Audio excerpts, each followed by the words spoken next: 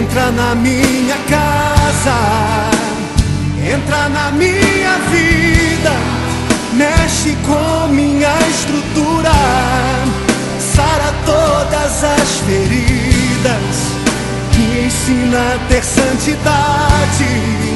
Quero amar somente a Ti, porque o Senhor é o meu bem maior. Faz um milagre em mim. Entra na minha casa, entra na minha vida, mexe com minha estrutura, sara todas as feridas, me ensina a ter santidade. Olá, queridos, que você tenha um dia abençoado, uma tarde, uma noite, e que você sinta a companhia de Deus ao seu lado, e você sinta realmente os anjos te cercando, te protegendo, porque essa é uma promessa de Deus. Deus disse que daria ordens aos anjos a nosso respeito para que nos guardassem. Então você pode pedir isso ao Senhor, porque isso é uma promessa. E é uma satisfação poder dizer para você que você tem os anjos à disposição. Fecha o seu olho que eu quero orar com você. Senhor, abençoe esta pessoa que está nos vendo neste momento. Que o Senhor o abençoe, o guarde, o proteja. Dá ordens aos anjos a respeito dela ou dele, para que os guarde por todo o trajeto que farão nesse dia. Que o Senhor os abençoe e guarde, coloca os anjos do Senhor em nome de Jesus. Amém. Quero compartilhar com você hoje algo que aconteceu comigo e que talvez você se identifique também. Está em Marcos, está no livro de Marcos, capítulo 14, no versículo 34. Marcos 14, no versículo 34 até o versículo 37, tá bom? Então eu vou ler para você. Jesus está dizendo assim: a minha alma está profundamente triste, até a morte. Ficai aqui e vigiai. E adiantando-se um pouco, prostrou-se em terra e orava para que, se possível, lhe fosse poupada aquela hora. E dizia: Pai, tudo te é possível, passa de mim este cálice. Contudo, não seja o que eu quero, e sim o que tu queres. Voltando, achou-os dormindo. Achou-os dormindo. Queridos, esse texto nos mostra que Jesus estava vivendo um momento da vida dele de grande tristeza, de grande desespero. Jesus estava apavorado. Ele sabia que daquele momento em diante, a qualquer hora, ele seria preso, seria morto e crucificado. Jesus sabia a dor que estava aguardando o seu corpo, a sua alma. E Jesus tinha os seus amigos, os discípulos que o acompanhavam. Então Jesus chegou para os seus discípulos, para os seus amigos. Os seus amigos mais íntimos estavam com ele ali naquele momento. E Jesus disse para eles: olha, a minha alma está profundamente triste, até a morte. A dor que eu sinto é tanta, que é como se fosse a dor da morte. Fica aqui e ora comigo. Passa esse tempo, passa essa noite orando comigo, me fazendo companhia, sentindo o sofrimento que eu estou, sofrendo ao meu lado. Aí Jesus foi, passou um tempo orando. Eu imagino ali Jesus chorando e clamando, porque a palavra de Deus diz que ele disse assim: Pai, se for possível, passa de mim essa dor, passa de mim esse momento terrível que eu vou passar. Contudo, seja feita a tua vontade e não a minha. Essa foi a oração de Jesus. E Jesus contava com as orações dos seus amigos, porque as orações dos seus amigos iam fazer com que Jesus se fortalecesse. Aquele momento ele teria que passar mesmo, aquele momento não seria tirado. mas Jesus se sentiria fortalecido. E Jesus pediu isso para os seus amigos: fica aqui comigo e orai comigo. Qual não foi a surpresa de Jesus? Que ele foi, orou um pouco, voltou e eles estavam o quê? Dormindo. Dormindo. Eles não estavam sofrendo com Jesus, eles estavam dormindo.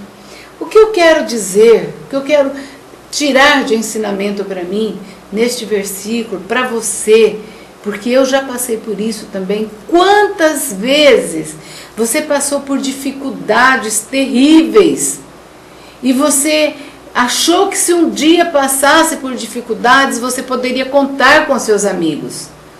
Mas a hora que você mais precisou, a hora que você mais contava com seus amigos íntimos, seus amigos chegados a você, talvez até família, você pediu ajuda, eles viram que você estava sofrendo, mas viraram as costas para você. Trataram aquela situação como se fosse uma situação normal, mas não era normal. Você estava profundamente triste, amargurado. Mas eles foram para suas casas e lá a vida deles continuaram normal, enquanto você estava passando por grande dificuldade. Certa vez eu ouvi de uma pessoa que tinha sido financeiramente muito bem. Ele estava muito bem financeiramente, tinha propriedades, tinha lojas, mas algo aconteceu que ele perdeu tudo. E a sua casa, quando tudo estava bem, a sua casa estava cheia de amigos, churrasco todo final de semana, e todos se reuniam na casa dele, porque era uma casa muito grande, tinha piscina, e todos se divertiam, todos aproveitavam ali a companhia uns dos outros. Mas a partir do momento que ele ficou sem nada, os seus amigos foi abandonando, foi deixando, foi se ausentando, e ficou só ele e a esposa. E ele disse para mim e para o meu marido: só a minha mulher ficou do meu lado. A única pessoa que não me abandonou foi a minha esposa. O resto, nenhum. Eu também passei por situação assim, mas foi uma situação de enfermidade. Nós tínhamos muitos amigos, amigos queridos, amados. Nós éramos tão amigos que chegava uma época, nós estávamos estudando, e às vezes o dinheiro não dava para pagar a marmita. Naquela época a gente pegava a marmita, não dava para pagar a marmita do mês todo. E quando nós sabíamos que um dos nossos amigos estava passando por situação de não conseguir pagar toda a marmita, a gente tirava um pouco da nossa, pagava a marmita para eles, e eles faziam isso conosco também. Tinha dia que amigos nos chamavam para comer o almoço, e nós comíamos o almoço e eles ficavam sem janta. Outra época, nós os chamávamos para que almoçasse conosco, mas nós ficaríamos sem janta.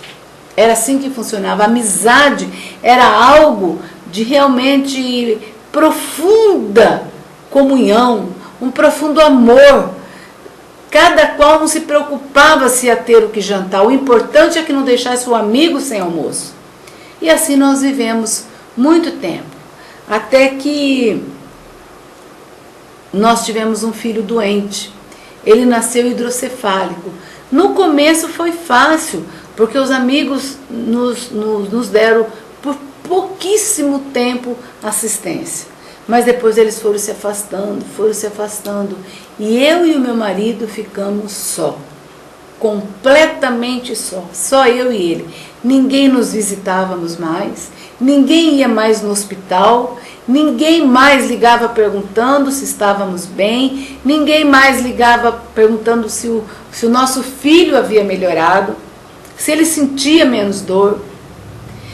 E naquela época que nós passávamos por isso, eu senti muita amargura, muita tristeza, um abandono, uma dor do abandono. E eu falava para o meu marido: cadê nossos amigos? Cadê nossos queridos que nos acompanhavam? A família, só meu pai, minha mãe e minhas irmãs ficaram do nosso lado. Tios, tias, todos sumiram, nem no telefonema. E aquilo ia nos deixando muito triste. Quando eu comecei a entender aquilo que Jesus havia passado, eu aprendi uma grande lição. Eu tinha ficado com uma grande mágoa desses amigos. A partir dali, eu os perdoei. Eu os perdoei totalmente, completamente, tanto eu quanto meu marido, mas parece que a mágoa estava mais em mim. Perdoei de tal forma que para mim aquilo já não fazia mais diferença. E aprendi uma grande lição, a não cometer aquele erro com outras pessoas. Então, eu e meu marido, todas as vezes que alguém estava passando por uma situação difícil, nós éramos os primeiros a chegar e os últimos a sair. E acompanhar passo a passo o que aquela pessoa estava passando.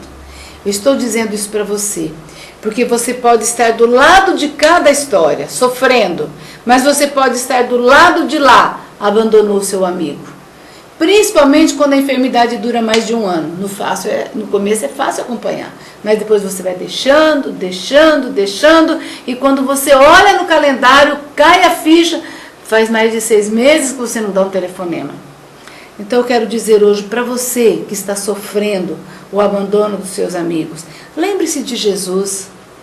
Jesus ia passar por algo muito pior do que o que você está passando, e ele sabia.